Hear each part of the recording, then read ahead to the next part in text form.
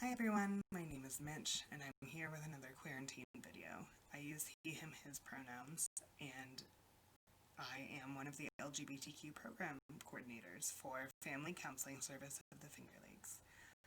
Amy and I, my co-coordinator who is not with me today, discussed earlier in this week what we wanted to talk about on quarantine, and it came to our attention that today is August 28th, which is the anniversary of the death of Emmett Till.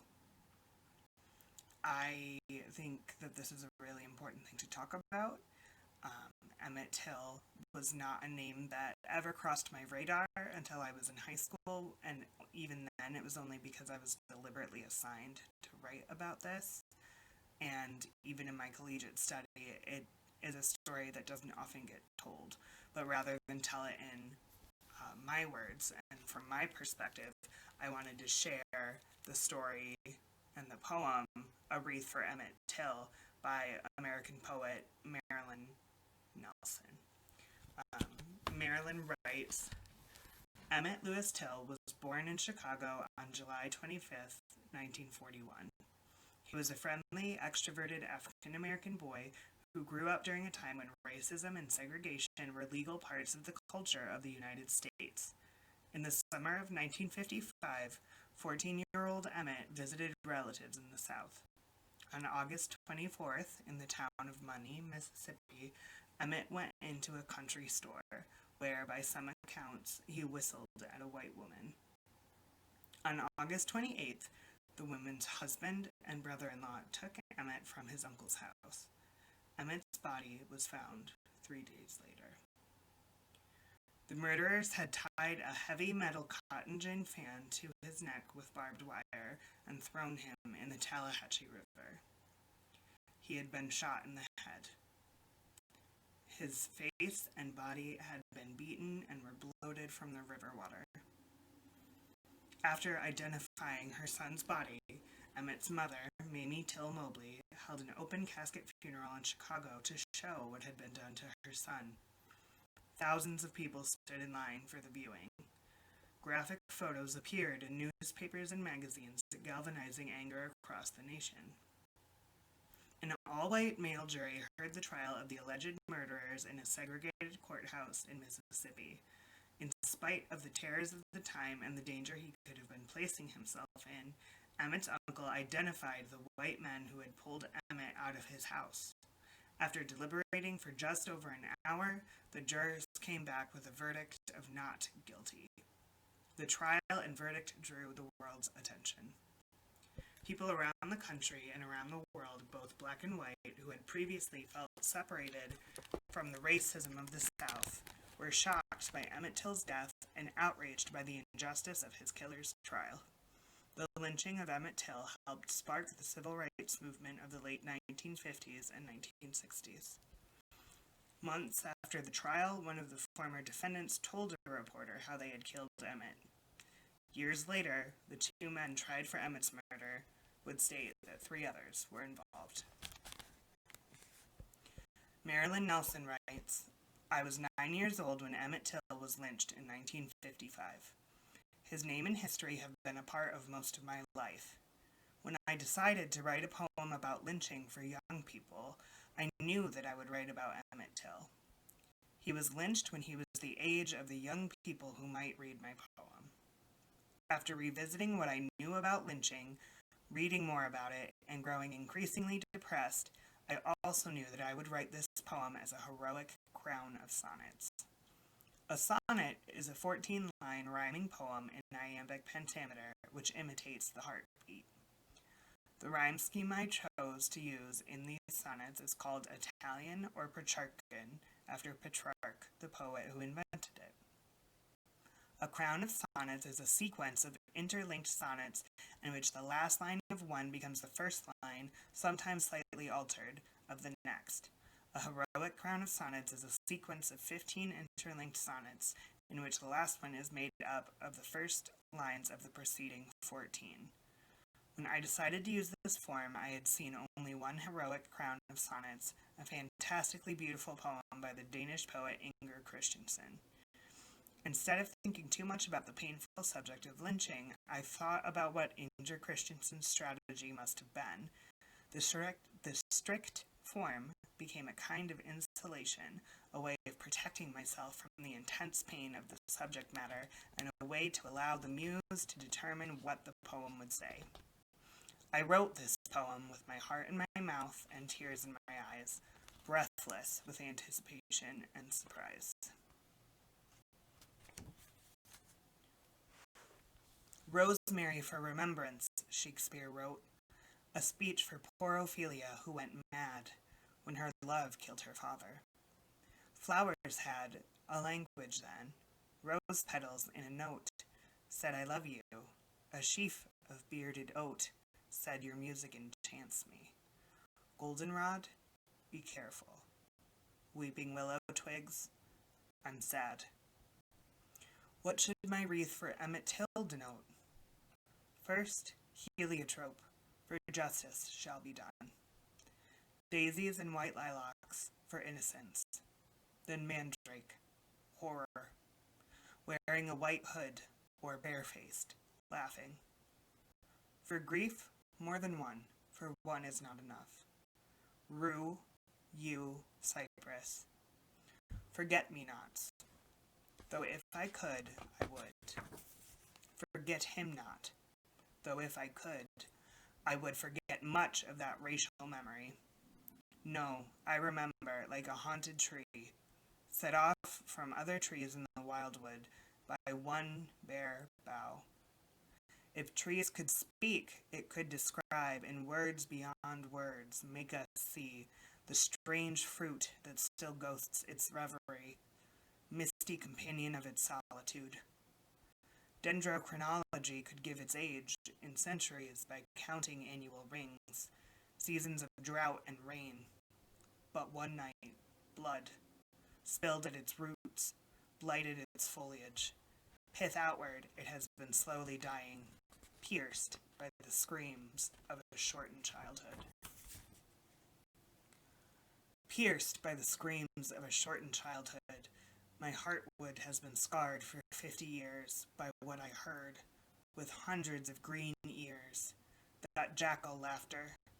200 years I stood, listening to small struggles to find food, to the songs of creature life which disappears and comes again, to the music of the spheres. 200 years of death I understood. Then slaughter axed one quiet summer night, shivering the deep silence of the stars. A running boy, 5 men in close pursuit. One dark, 5 pale faces in the moonlight. Noise, silence, backslaps. One match, 5 cigars. Emmett Till's name still catches in the throat. Emmett Till's name still catches in my throat, like syllables waylaid in a stutterer's mouth. A 14-year-old stutterer in the South, to visit relatives and to be taught the family's ways. His mother had finally bought that White Sox cap. She'd made him swear an oath to be careful around white folks. She'd told him the truth of many a Mississippi anecdote. Some white folks have blind souls. In his suitcase, she'd packed dungarees, t-shirts, underwear, and comic books. She'd given him a note for the conductor, waved to his chubby face, wondered if he'd remember to brush his hair. Her only child, a body left to bloat. Your only child, a body thrown to bloat. Mother of sorrows of justice denied. Surely you must have thought of suicide. Seeing his gray flesh, chains around his throat. Surely you didn't know you would devote the rest of your changed life to dignified, public remembrance of how Emmett died. Innocent slaughtered by the hands of hate. If sudden loving light proclaimed you blessed, would you bow your head in humility, your healed heart overflow with gratitude? Would you say yes, like the mother of Christ? Or would you say no to your destiny, mother of a boy martyr, if you could? Mutilated boy martyr, if I could, I'd put you in a parallel universe, give you a better fate. There is none worse. I'd let you live through a happy boyhood, let your gifts bloom into a livelihood on a planet that didn't bear Cain's curse. I'd put you in a nice, safe universe, not like this one. A universe where you'd surpass your mother's dreams. But parallel realities may have terrorists, too. Evil multiplies to infinitude, like mirrors facing each other in hell. You were a wormhole history passed through, transformed by the memory of your victimhood. Erase the memory of Emmett's victimhood. Let's write the obituary of a life lived well and wisely, mourned by a loving wife or partner, friends, and a vast multitude.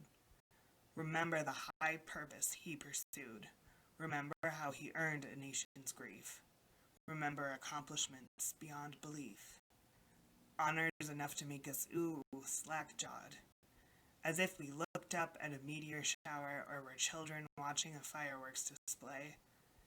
Let America remember what he taught, or at least let him die in a World Trade Tower rescuing others that unforgettable day, that memory of monsters, that bleak thought.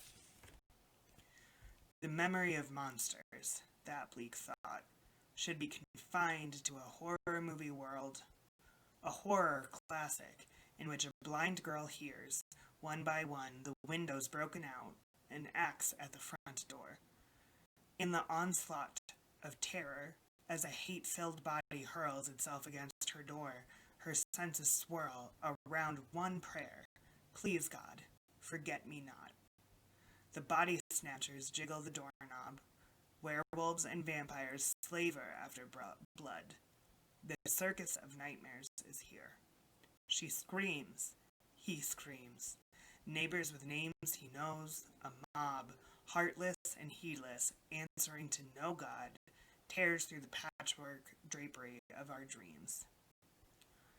Tears through the patchwork drapery of dream, for the hanging bodies, the men on flaming pyres, the crowds standing around like devil choirs, the children's eyes lit by the fire's gleams, filled with the delight of licking ice cream.